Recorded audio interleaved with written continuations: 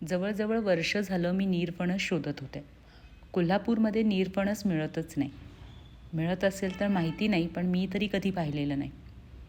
आणि आज ठरवलं नीरफणसाचे काप करायचे आणि यासोबत आणखी 2 रेसिपीज तुमच्यासोबत मी शेअर करणार आहे. याला विलायती फणससुद्धा म्हणतात. नीरफणस रोगप्रतिकारक शक्ती वाढवतो आणि कर्करोगाच्या पेशी निर्माण होण्यापासून प्रतिबंध करतो. रक्तदाब नियंत्रित ठेवतो, वजन कमी करतो, याचे बरेच फायदे आहेत. आणि टेस्ट म्हणाल तर अप्रतिम.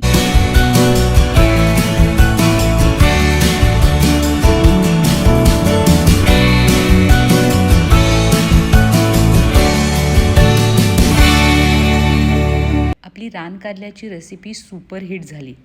आज येताना पुन्हा रानकारली मिळाली आणि त्याशिवाय हे पिकलेलं रानकारलंसुद्धा मिळालं. त्या मामांकडून मी मागून घेतलं. त्यांनी मला सांगितलं की सगळ्या बिया पेरायच्या, कारण काही नर आणि काही मादी बिया असतात. तुम्हाला यातली आणखी माहिती असेल तर मला कमेंट बॉक्समध्ये सांगा. याचे काप पण छान होतात आणि भाजीसुद्धा छान होते. मी या सीझनमध्ये आज 3ऱ्यांदा रानकारलं घेऊन आले. आता या बिया पेरून प्रयोग करणार. आता बघूया नीरफणसाचे काप कसे करायचे. तर नीरफणस दिसायला असा असतो, ज्यांना माहीत नाही त्यांच्यासाठी. मी स्वच्छ धुवून घेणार आहे. चिरून घ्यायचा. सगळ्यात आधी तुम्ही विळीने किंवा सुरीने जर चिरत असाल तर त्याला तेल लावून घ्या आणि हातालासुद्धा तेल लावून घ्या, कारण याला चीक असतो जसा आपल्या फणसाला असतो. असं केल्यामुळं विळीला आणि हाताला चीक लागणार नाही आणि स्वच्छ करणं सोपं जाईल. बघा, अशा पद्धतीचा असतो. माझी एक मैत्रीण आहे अनुजा. तिचं माहेर बारामती आणि तिथून तिनं माहेरून मला तो फणस आणून दिला होता. हा निम्मा करायचा आणि मध्ये जो हा भाग दिसतोय ना बीसारखा, तो काढून घ्यायचा आणि वरूनची ही साल दिसते ना, ही पण काढून टाकायची. अशा पद्धतीनं. मी आज 2ऱ्यांदा हे काप करते आहे फक्त, पण ह्याची चव इतकी अप्रतिम लागते, यामुळे जेवणाला पण चव येते. काप अगदी पातळ करू नका. मी याचे अर्ध्या फणसाचे पुन्हा 4 भाग करून घेतले, कारण याचं साल काढणं थोडंसं अवघड असतं, कारण साल थोडी हार्ड असते.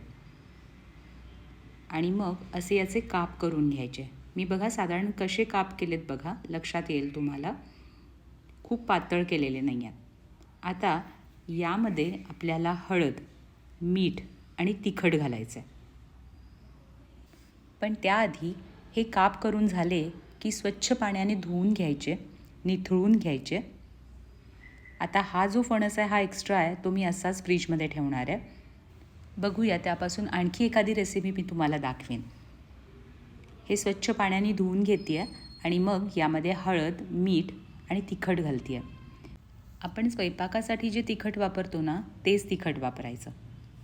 छान सगळ्या फोडींना असा तो मसाला लावून घ्यायचा, तिखट, हळद आणि मीठ. आणि हे झाकून साईडला ठेवून टाकायचं. इथं तांदळाची पिठी आणि रवा घेतला, मिक्स करून घेते आहे या कापांसाठी. ही कापाची तयारी झाली. आता एका साईडला मी तुरीची डाळ कुकरला लावून ठेवली आहे. एका भांड्यामध्ये आपल्याला 2 ते 3 पेले इतकं पाणी घ्यायचं आहे. एका लिंबा एवढी चिंच घ्यायची आहे. तिखट, गूळ, मीठ हे सगळं घालायचं. शेवगा घालायचा, स्वच्छ धुवून घातला आहे मी साल काढून. कोथिंबीर, खोबरं आणि हे शिजायला ठेवायचं. शेवगा शिजला की त्याच्यामध्ये आपल्याला तुरीची डाळ घालून घ्यायची आहे. इकडे मी भेंडीची तयारी पण करते आहे. आपण आज मिरची आणि लसणाची भेंडी बघणार आहे. इथं सारासाठी फक्त मी आदन शिजवून घेतलं आणि त्याच्यामध्ये डाळ घातली आणि वरून फोडणी घातली तुपाची.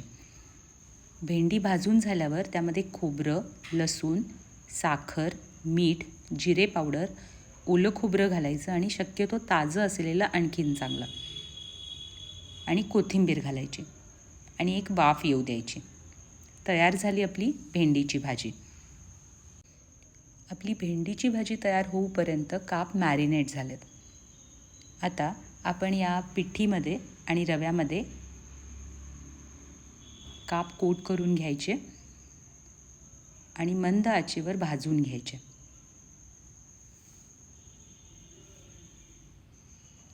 त्याची छान मांडणी करून घ्यायची.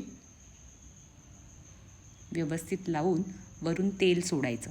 गरम झाल्यानंतर तवा गरम झाल्यावर वरून तेल सोडायचं, झाकून ठेवायचं आणि मग परतायचं. तोपर्यंत एकीकडे माझा भात तयार झाला होता.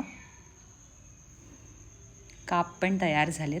फक्त वरण भात आणि काप पण खूप छान लागतात, किंवा सार भात आणि काप तुम्ही हा मेन्यू केला तरी चालतो.